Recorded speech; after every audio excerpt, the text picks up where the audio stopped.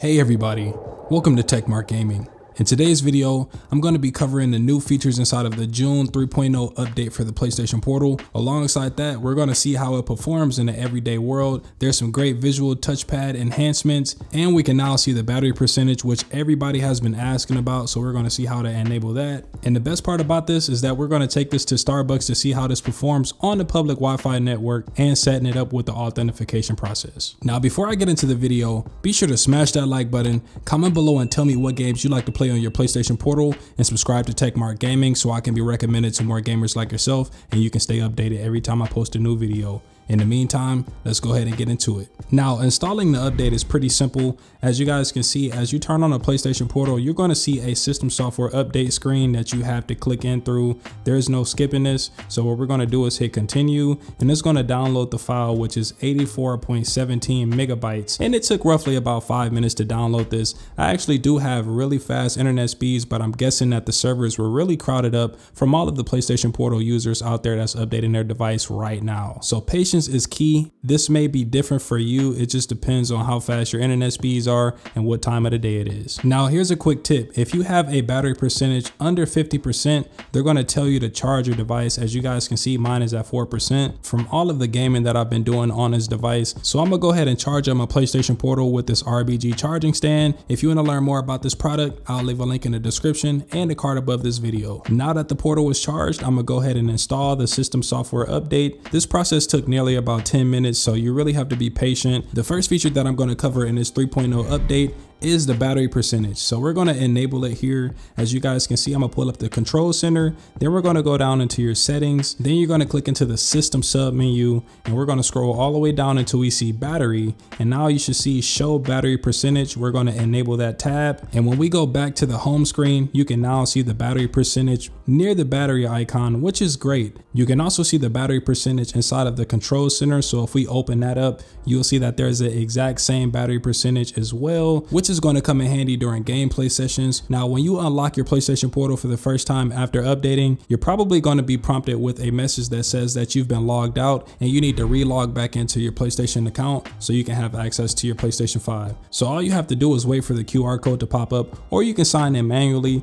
I'm going to use my iPhone's camera to actually scan the QR code, and I'm gonna log in through the PlayStation app, and as simple as that, we're now signed in. My first impressions with testing the input delay, when we're just scrolling through the home screen, everything seems really responsive. This is actually just based off of my internet connection, and maybe they may have done some tweaking in the background to make the remote play just a little bit more smoother. I also noticed that the animation for the control center is a lot more refined, and it's easier to open and close. The next feature that I'm going to cover in the PlayStation Portal 3.0 update is the visual feedback for the touchpad. As you guys can see, I'm playing Grand Theft Auto 5 and I'm enabling the touchpad. As you guys can see, we now have more animations. When you move your finger across the screen, you can do this on both sides of the touchpad. And I also noticed that there is just a tad bit more depth inside of the animations, especially if we double tap the screen, or if we press and hold the touchpad, you'll see that there is an outline that is now surrounding the touchpad. If you want to learn how to use this feature correctly, be sure to check out my card above this video if you're having troubles with using this feature. Now, as you guys may know, I'm at home and I'm on the same exact network as my PlayStation 5,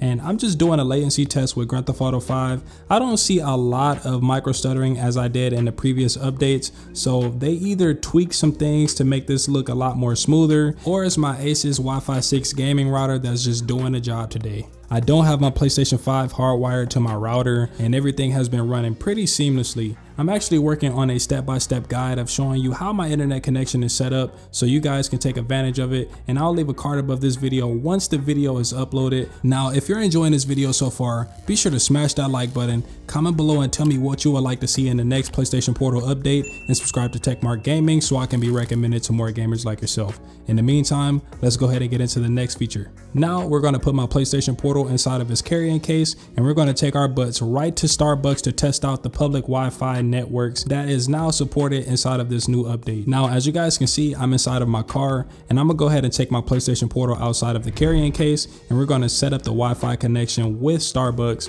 and I'm gonna take you through the whole process and how to troubleshoot everything. So the first thing that we have to do is open the control center. We're gonna go into the settings menu, and we're gonna click into the network sub menu.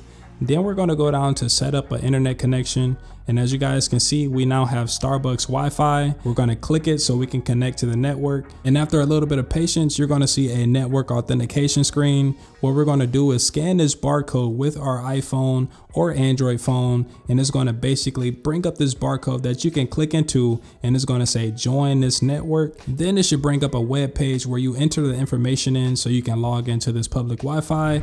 Now during this process, I noticed that there was a something went wrong error message. This could be due to the 5 gigahertz network that Starbucks currently have, and Sony actually recommends that we have a 2.4 gigahertz network, but we're going to work our way around that. So as you guys can see, I'm back into the setup internet connection screen, and under the registered networks, we're going to go to the Starbucks Wi-Fi and press start, and we're going to press forget network. Then we're going to scroll back down until we see Starbucks Wi-Fi, and we're going to connect to it again. Now the trick to get the PlayStation Portal connected to this Wi-Fi network is very simple. We're going to scan this barcode with our iPhone, we're going to click join, and we're going to quickly type in all of our information just so this doesn't time out on the PlayStation Portal. And as you guys can see, we are now connected to the Starbucks Wi-Fi. Now I'm not gonna lie, it did take some time to connect to the PlayStation 5 just because this is a public Wi-Fi network and there's a lot of people connected to this Wi-Fi network, so you really can't be mad at the process. I also connected my phone to the Starbucks Wi-Fi to do a speed test, and the results was not it.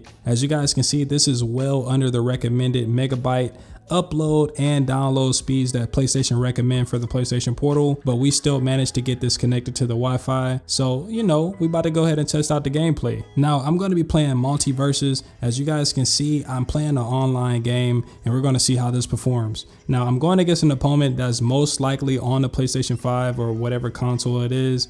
And the latency isn't too bad. I don't really notice any crazy buffering, but as time goes on, you can see that the connection just starts to drop out, and I really can't control my player as well as I would if I was maybe playing on a stable Wi-Fi connection that was a lot more faster, or if I was playing on my mobile hotspot. Speaking of that, we're actually going to test out the mobile hotspot right after this because this is horrible, and I'm not sure how you're able to play any online games or single player games at that with this type of connection. Now, as you can see, the internet connection completely stopped and I was not able to control anything, and the PlayStation Portal instantly disconnected to the PlayStation 5. So that is the downside with connecting to a Starbucks public Wi-Fi that has so many devices connected, you're not really able to have your own bandwidth. Now, if you guys know me, I love connecting my PlayStation Portal to my mobile hotspot, and we're going to do that in this video so you guys can see a comparison of how it performs compared to all of the other public Wi-Fi networks out there. And if you're having trouble with connecting your PlayStation Portal to your T-Mobile hotspot, I have a step-by-step guide in the card above this video if you guys want to find out how to do it. And before we get into the gameplay,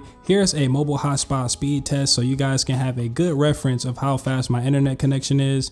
Playing multiverses on the T-Mobile hotspot is pretty shaky, but it's still playable. In my opinion, it's still a little bit more better than the Starbucks Wi-Fi. I have a lot more control over my character, and I'm able to pull off some more combo moves, which is helping me stay competitive in online gameplay. If you've enjoyed this video, be sure to smash that like button, comment below and tell me what features you would like to see in the next PlayStation Portal update, and subscribe to Techmark Gaming so I can be recommended to more gamers like yourself, and you can be notified when I post a new video. In the meantime, I'll see you guys in the next one.